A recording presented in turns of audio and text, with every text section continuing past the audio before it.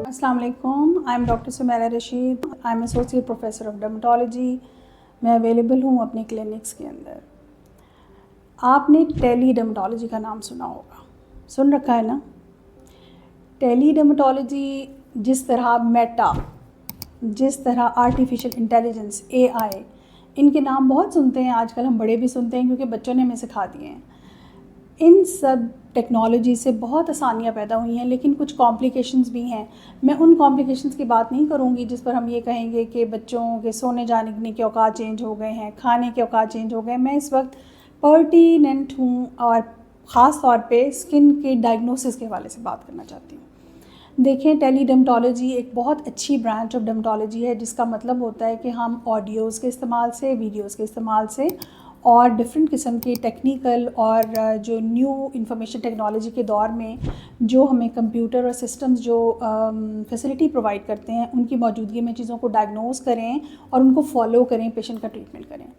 ये बहुत ज़्यादा कॉमन भी हो गया और बहुत ज़्यादा इन्हांस हो गया जब कोविड के दिन आए। एक्चुअली बहुत से लोग जो टेली डर्मेटोलॉजी करते ही नहीं थे, उन्होंने उन दिनों में शुरू कर दी, जो कि एक लाइफ सेविंग थी उस वक्त, क्योंकि बहुत से ऐसे प्रॉब्लम का इलाज किया जा सका जो कि ज़ाहिर है कि पेशेंट डॉक्टर तक अप्रोच नहीं कर सकता था। लेकिन जिस तरह हर चीज़ों का अच्छा इस्तेमाल होता है, इसीलिए मैं समझती हूँ इसी तरह इस टेली डर्मेटोलॉजी का थोड़ा सा रॉन्ग यूज़ भी हो रहा है। देखें, मैं आपको मिसाल से समझाती हूँ। फॉर एग्ज़ाम्पल, किसी पेशेंट के पेट में दर्द है। अब वो बेचारा ये डायग्नोज़ नहीं कर सकता कि मसला क्या है, क्योंकि उसको तो एक अलामत हो रही है, पेट में दर्द है।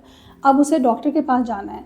डॉक्टर ने मुख्तलिफ़ किस्म के एग्ज़ामिनेशन से, साइन देखकर, कुछ टेस्ट करा के वो ये जानेगा कि पेट में दर्द की कॉज़ क्या है। मसलन ये अंतड़ियों का दर्द है, मसलन ये लिवर में है, मसलन पीछे किडनीज़ पड़े हुए हैं, ये उनमें पेन हो रही है, या ये किसी और ब्लैडर की पेन है जो रेफ़र होकर पीछे जा रही है, वग़ैरह वग़ैरह वग़ैरह।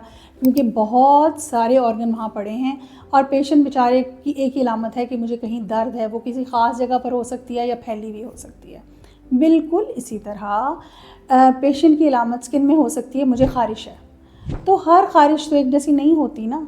स्किन की अलामत तो थोड़ी ही हैं, मसलन ख़ारिश हो गई, जलन हो गई, दर्द हो गई, टिंगलिंग सेंसेशंस हो गई, इस किस्म की ऐसी सेंसेस जो नॉर्मल नहीं होती।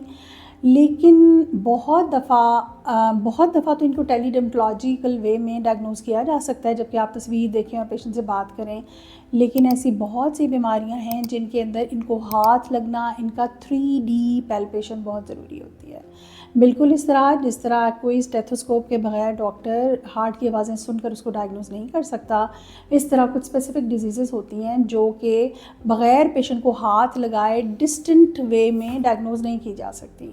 इस तरह डायग्नोसिस रॉन्ग होता है, पेशेंट डॉक्टर तक नहीं जाता, वो मसरूफ़ है, वो जाना चाहता नहीं है, उसका फ़ासला ज़्यादा है, ये एक अलग बात है। लेकिन वो एक से दूसरे और दूसरे से तीसरे डॉक्टर के पास जाता रहता है और डॉक्टर भी अगर किसी हद तक उसको डायग्नोस कर सकते हैं, वरना दोनों साइड पर मामला फ़हमी की ज़रूरत है। डॉक्टर्स को ये समझना चाहिए कि अगर एक नॉर्मल कंसल्टेशन से प्रॉब्लम सॉल्व नहीं हो रहा तो पेशेंट को ज़रूर बुलाया जाए, ताकि वो अपनी डायग्नोसिस को रिव्यू कर सकें कि मसला क्यों हल नहीं हो रहा। और पेशेंट की एजुकेशन की बात ये है कि आप सिर्फ दूर से फेस वॉशेस और सन ब्लॉक्स और दूर से अपनी लीजन्स को यूं दूर से दिखा के कि ये उभरा हुआ है, ये रुका हुआ है, और सिर्फ अपनी कैफियत बताकर अगर तमाम बीमारियों का इलाज हो सकता होता तो फिर मेरा ख़्याल में फ़िज़िकल मुलाकात की इम्पोर्टेंस ना होती।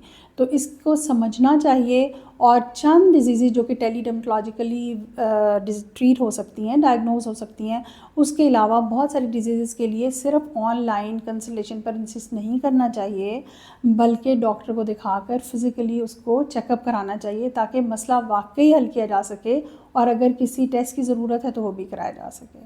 आपका बहुत बहुत शुक्रिया।